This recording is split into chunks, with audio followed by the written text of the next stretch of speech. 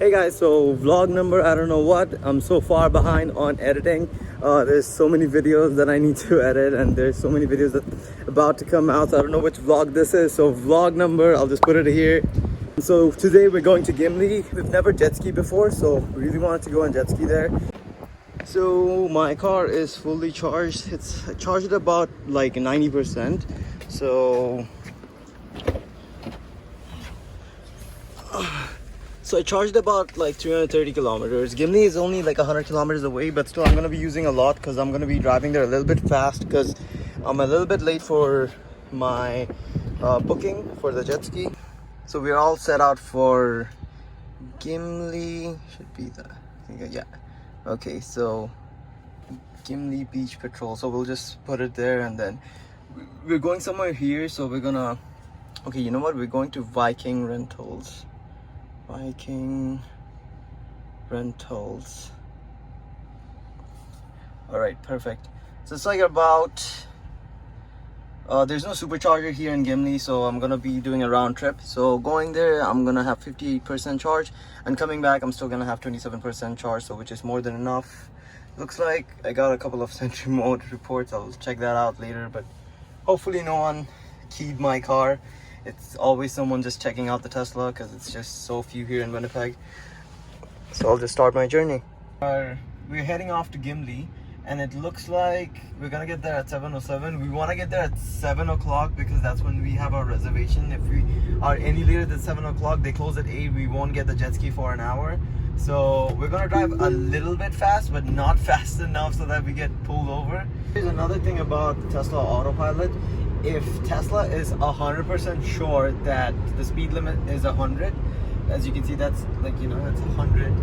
So if the speed limit's 100, it won't let you go more than 100. Look at that. Auto steer speed restricted to 110. So if you want to be on autopilot, you can't speed. You won't get a ticket. Like, we won't get a ticket in Manitoba for going 110. Maybe if I went like 111, they would pull me over. But for 110, they don't really do it because that's not really speeding. Like, that's still speeding, but I guess that's the brace limit. So that's another thing to note, is that if you want to go more than 110, you'll have to take it out of autopilot. It says we're going to be there at 7:07. We are going as fast as we legally can. And I guess we're only going to have the jet ski for half an hour, which is still okay, which is like better than nothing, right? We have like 55 kilometers to go, and it's saying that we're gonna have like 57% when we get there, and to return it's gonna be 27% when we are returning. It's gonna be probably a little bit less than that because I'm gonna be going a little bit faster than the speed limit. This calculation is how I am driving right now. So right now I'm going 110. I'll get perfect efficiency. Like, the car has like 280 kilometers of range. But if I go in my energy calculations, it's saying that I can only go 262 just because I'm going a little bit faster, and also I have the AC at like low and blasting at like, I'd say like pretty fast. Like, it's the limit is like 10, and I have the AC blasting at like 8. So because it's a pretty hot day, it's like 31 degrees outside. It's even like, it feels hotter than this because like the UV index is higher too. That is one of the reasons why we selected this day to go out and jet ski, because it's warm out. It's not like cold, and also summer is ending soon. So another thing that I came to know about the supercharger is that there's no superchargers here in Gimli, but I hear that they're planning on getting a supercharger here in Gimli. Like, right now, there's superchargers from one coast of Canada to the other coast. What they're trying to do is, right now they're trying to push north. So right now, as you can see, there's a northern one here. Like, they're building more and more superchargers. So like, there's a northern one here, and then right now the next supercharger is in Gimli, and then there's a couple of level 2 destination chargers that are also being built in Gimli right now. So in a couple of months, you can even go farther than Gimli and come back to wherever you are. So right now, we are like, Tesla owners are limited to like 200 kilometers away from the city. Like, at least like at least if you own a standard range plus like me, you'll be limited to 400 kilometers of range. So I can only go 200 up, 200 down. So that's another thing that you have to keep in mind. There are more and more chargers coming up to go even north, but then again, that's in the future. we are at Gimli. We are going to the beach now, where we're gonna get our jet skis from. We're gonna rent our jet skis. We're almost there, 4 minutes away. Just gonna take the next right, and that's where the beach is at, and that's probably we're gonna find a lot of parking too.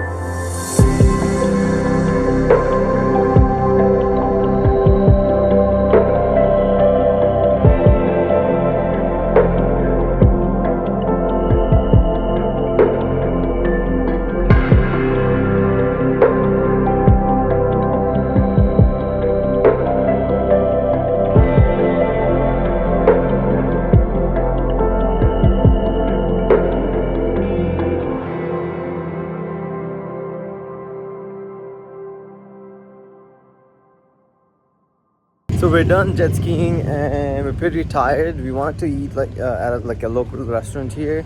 It's phase 3 here, I think, right now. So dine-in is possible. We just have to still maintain like social distancing. So we're here in the waiting area. We're just sitting down. There's a few bottles over there. We just got our food from Divani's. Yeah. It's rated it's on number 3 on TripAdvisor. They have really good food. So we got like quesadillas, we got shrimps, we got calamari. There's a couple of other restaurants here, but we just wanted to go to that one because we're pretty we ate there last time and we wanted to try something different out on their menu. So yeah, here it is. So they don't have any space for seating, so we're just going back to our car. We're gonna watch some Netflix and eat. Did you get the drink? Oh, I got the drink. Perfect. Sitting all alone, doing nothing. Look at that. I always stare at my car when I'm coming back to it. I mean, come on. There's a lot of insect splatters here, but yeah, that's pretty normal. Oh, sentry mode just said, "Who the hell are you?" So now I guess if I if I come in a little bit close, it'll know that it's me. And sentry mode is turned off now, so I can get in. We're gonna watch some Netflix. There's like a lot of charge left, so 200 kilometers, which is good enough. And having the climate control off on camp mode and watching Netflix doesn't really eat up that much battery, so I'm not really worried. Okay, time to eat. So we're done eating. As you can see, it barely uses any battery to sit down, watch Netflix with the AC, like climate control on. We've been here for almost half an hour, so that's how much it takes if you decide to camp out somewhere. Now we're gonna go home. We're gonna put in the address, home. So it's gonna take us 1 hour 15 minutes to go home, so about the same time. We're gonna have around 23% battery life remaining. Again, you know what, I'm not gonna speed. I'm just gonna drive the normal, like a normal human being, and see if it's actually 20%, 23% when I get home. So it should be around 90 kilometers when I reach home. This is what I have right now, 203 kilometers. So let's start the journey home. There's auto high beams just like in any other premium cars, and when we're in the highway, everything's dark in the car. It's just like the buttons that you can see, but other than that, it's very quiet. It's also very dark, and it's on autopilot like 90% of the time. So it gets very boring. Like, it's hard not to fall asleep. That's why you always gotta have like a conversation with the person sitting beside you, or like if you have your friends, like always have that conversation going, or have like loud music playing so that you don't really like fall asleep. Because like the Tesla does most of the driving. As you can see, autopilot's on. Yeah, autopilot's on. There's other cars coming. Like, it's turning the wheel. It's like dark, you can't really see it, but yeah, it's turning the wheel. It's turning right now, if you can see on the screen. And then there's a car coming, and then it's shut off the auto high beam even when the car is like really far away. And yeah, it's just super boring. It does everything for you, like literally. Like, I don't have to touch the car for another almost 50 kilometers until I reach Winnipeg. So 50 kilometers of doing absolutely nothing other than just watching the road in front of you, not even like driving the car. So yeah, it gets pretty boring. So you guys always want like the dirt and the negatives of Tesla, so I guess this is one, because it's just autopilot. There's nothing you can do, and most of the driving is done by the car, so it's super boring. So you might fall asleep and die. I'm just kidding. You don't, like, even if you fall asleep, you don't really like, it's not gonna, nothing's gonna happen. The car's gonna stop in the middle of the road, put the hazards on, let other people know that you have fallen asleep in the Tesla. So don't do that. Don't fall asleep in the Tesla. And even if you fall asleep, the alarm for waking you up is super loud, so you definitely wake up if you accidentally fall asleep. Well, it's been almost 10 minutes since I haven't touched the car. Playing different types of music, so keeping it lively so that we don't fall asleep. So we just crossed an intersection just like a minute ago, and it looks like even if the speed is like 110, oh, okay, you can't see that. Okay, there you go. Yeah, even if the speed is like 110, Tesla will slow down for intersections, just because there's like cars coming in and out, just in case.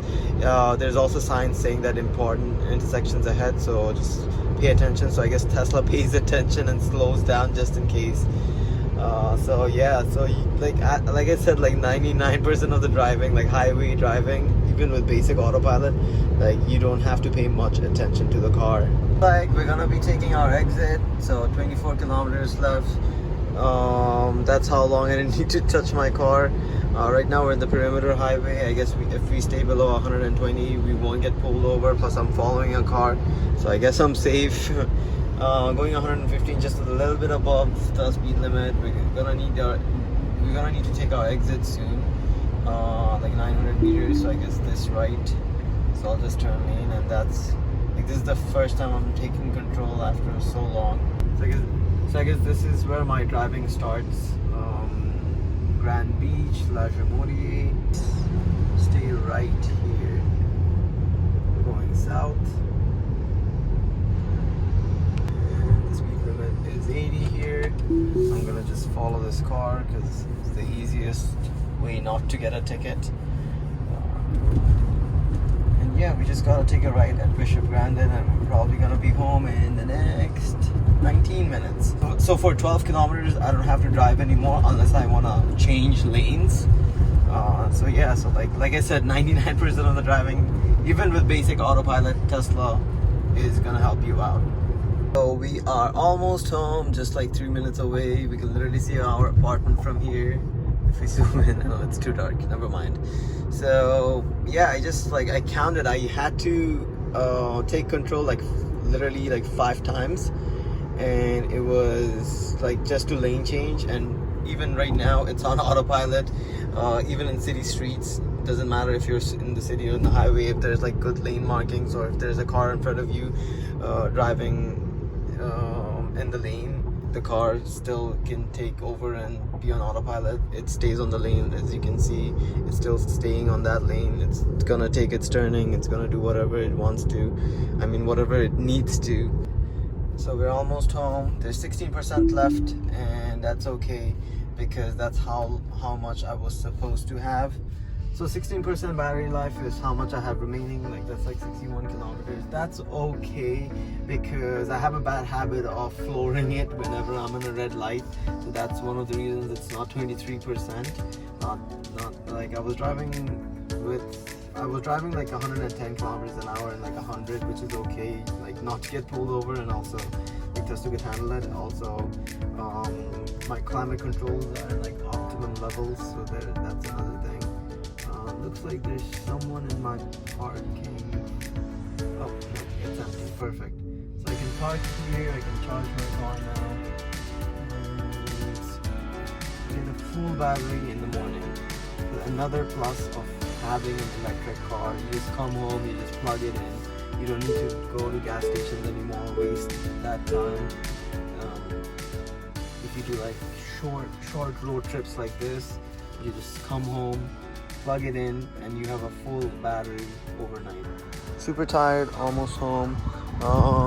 This is the charger that I use. Like I gotta switch it on. It was switched on. I forgot to switch it off the last time I used, so it's switched on. I have my J1772 extension. That's this is like an apartment charger. We have like 4 of these in an apartment. There's like 2 underground, 2 upstairs, and I just need to connect it, and I'll show you guys how long it takes to fully charge. Connected, as you can see, the light is going fast, which means it's like really hungry for that electricity because we had very low levels of charge. So it's gonna take about 6 hours and 40 minutes to fully charge my battery right now. This will reduce a little bit because my climate control is on. We're still in the car. It will be around 6-ish hours to fully charge to 90%. So we're gonna have a full battery when we wake up in the morning. So that was our whole journey for today. We're done. Hope you guys liked the video. Please like and subscribe if you liked this vlog. This is gonna be vlog probably number 5 or 6. I can't really tell because like I said, I'm really backed up on my editing.